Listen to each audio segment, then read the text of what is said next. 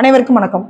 சமீபத்துல விசிக நிறுவனர் அண்ணன் திருமா தலைமையில விருது வழங்குற நிகழ்ச்சி நடந்ததுங்க. அந்த நிகழ்ச்சியில பாத்தீங்கன்னா நடிகர் சத்யராஜ் அவங்க வந்திருந்தாங்க. அவங்களுக்கு பெரியார் விருது கொடுத்திருந்தாங்க.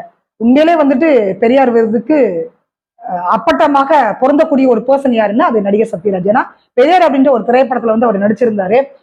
பார்க்கும்பொழுது அப்படியே பெரியாராகவே ஒரு வாழ்ந்த மாதிரி இருந்தது.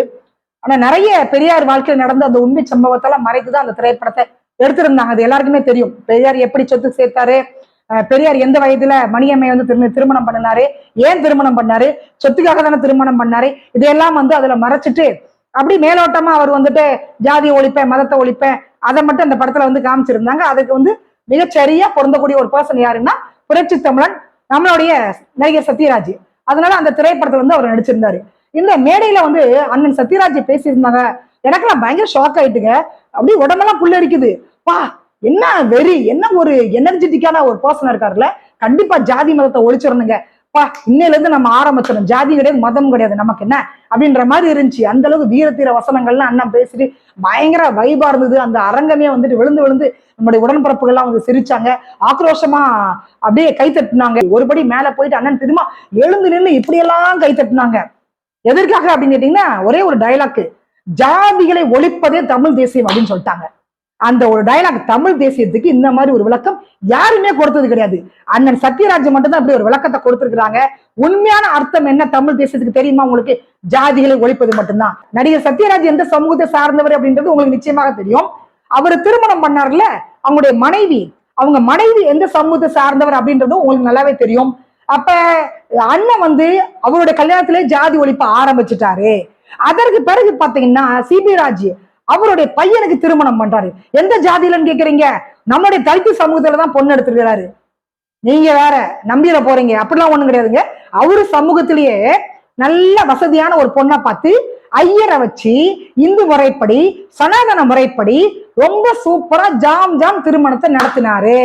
அப்ப அண்ணன் சத்யராஜ் ஒரு தலித்து சமூகத்தை சார்ந்த ஒரு பொண்ணை கட்டல, பையனுக்கும் கட்டி வைக்கல, பொண்ணுக்கு திருமணம் ஆகல நான் நினைக்கிறேன். சோ இந்த பொண்ணுக்காவது தலித்து சமூகத்தில் இருக்கக்கூடிய ஒரு கஷ்டப்பட்ட பையனுக்கு அவரு திருமணம் பண்ணி கொடுப்பாரு. அப்படி கொடுத்தாருன்னு வச்சுக்கோங்களேன், அன்னைக்குதான் உண்மையில ஜாதி ஒழியுங்க. நான் சொல்றேன், அதை நிச்சயமாக சத்யராஜன் தான் பண்ணுவாரு. ஏன்னா இன்னைக்கு மேடையில அப்படி பேசினாருங்க, எனக்கெல்லாம் அப்படி தூக்கி வாரி போட்டுருச்சு. அண்ணன் சத்யராஜ் பேசும்போது பெரியாரை நேர்ல பேசுன மாதிரி இருந்துச்சுங்க. உண்மையிலே சொல்றேன், 1000 பெரியார் ஸ்டேஜ்ல நின்று பேசுன மாதிரி இருந்துச்சு. ஏன்னா அண்ணன் திரும்ப எழுந்து நின்று கை தட்டுறாரு பாருங்க. எந்த நிகழ்ச்சியாவது அண்ணன் திரும்ப கை தட்டி நீங்க பாத்திருக்கீங்களா? ஆனா இந்த நிகழ்ச்சிக்கு அண்ணன் திரும்பவே எழுந்து நின்று கை தட்டினாங்க. நான் மதிக்கக்கூடிய மிகப்பெரிய ஒரு மனிதர் அண்ணன் திருமா. சோ அவருடைய அறிவுக்கு, அவருடைய திறமைக்கு நான் மிகப்பெரிய ரசிகை. அப்படிப்பட்ட அண்ணன் எழுந்து நின்று கை தட்டும் பொழுது பெரியாரே அங்க வந்துட்ட மாதிரி எனக்கு இருந்துச்சு பார்த்துக்கோங்க. அந்த அரங்கம் முழுவதுமே பெரியாரு நிரம்பி இருந்த மாதிரி இருந்தது. அண்ணல் அம்பேத்கர் நிரம்பி இருந்த மாதிரி இருந்தது. ப்ளூ கோட் வேற அதுல போட்டிருந்தாங்க.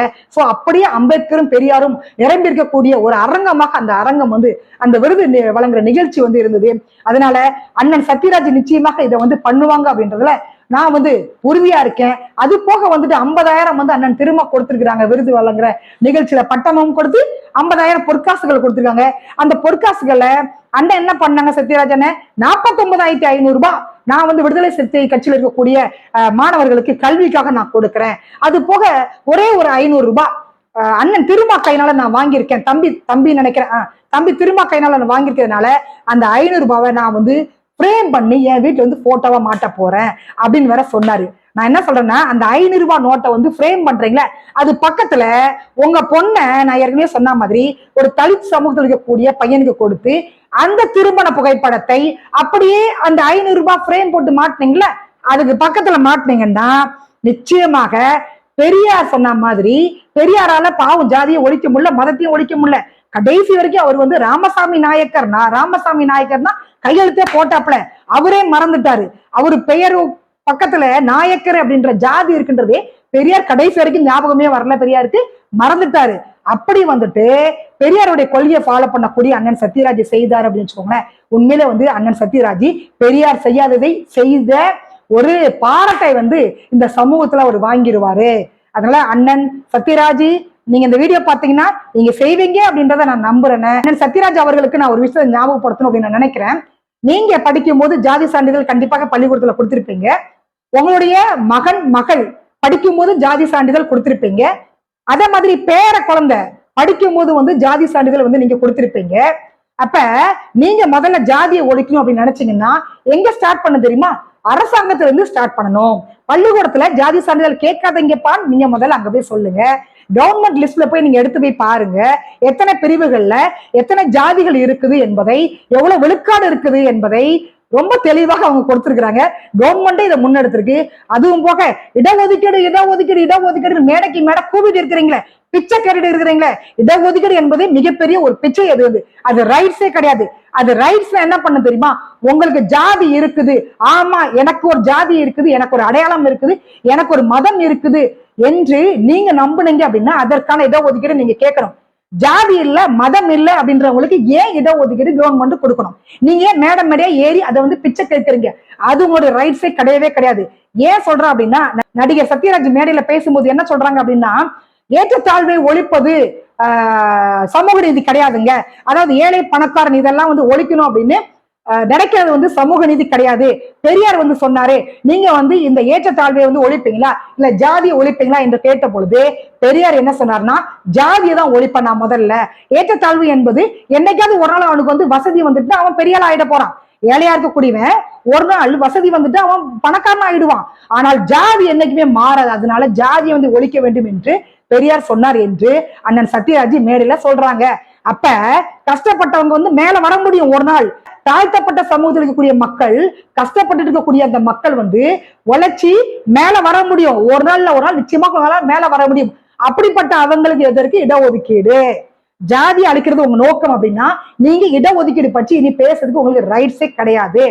ஜாதியை ஒழிக்கணும்னா எப்படி ஒழிக்கிறோம்? நான் சொன்ன மாதிரி இப்படி திமுகவை ஆதரிக்கக்கூடிய ஜாதியை ஒழிக்கணும், ஜாதியை ஒழிக்கணும், சமூக நீதி சமூக நீதி, பெரியார் அம்பேத்கர் இப்படி மேடைக்கு மேடை பேசுறவங்க எல்லாம் வந்து அவங்க வீட்டு பொண்ணு அவங்க வீட்டு பையன் இந்த மாதிரி இருக்கக்கூடியவங்களை அவங்க வீட்டு பையனுக்கும் அவங்க வீட்டு பொண்ணுக்கும் தாழ்த்தப்பட்ட சமூகத்தில் இருக்கக்கூடிய பொண்ணையும் பையனையும் வந்து திருமணம் பண்ணி வைங்க. நாடக காதலை தாண்டி நீங்களே வாலண்டரியா உங்களுடைய பொண்ணை கொடுங்க, பையனை கொடுங்க, ஏற்றத்தாழ்வு சரியாயிடும், ஜாதி அழிந்து விடும், மதம் அழிந்து விடும். இதெல்லாம் வந்து அண்ணன் புரட்சி தமிழன் நடிகர் சத்யராஜ் பண்ணாங்க அப்படின்னா அன்னைக்குதான் உண்மையிலே வந்து தமிழ் தேசியம் மலரும்.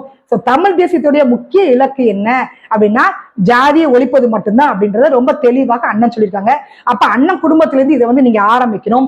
பிசிக தொண்டர்கள்ல யாராவது வந்து கஷ்டப்பட்டவங்க இருப்பாங்கல்ல, அவங்களுக்கு பொண்ணை கொடுத்து அவங்கள உங்க அளவுக்கு நீங்க ஈக்குவலா தூக்கி விட்டு அப்படியே வந்து ஜாதி அழிச்சிட்டு சர்டிபிகேட் கேட்கும் பொழுது ஜாதி இல்லப்பா அப்படின்றத வந்து நீங்க தெளிவா பள்ளிக்கூடத்துல கொடுத்துட்டீங்க அப்படின்னா உண்மையிலே மேடையில அண்ணன் சத்யராஜ் பேசுறதுக்கு நான் சல்யூட் பண்றேன்.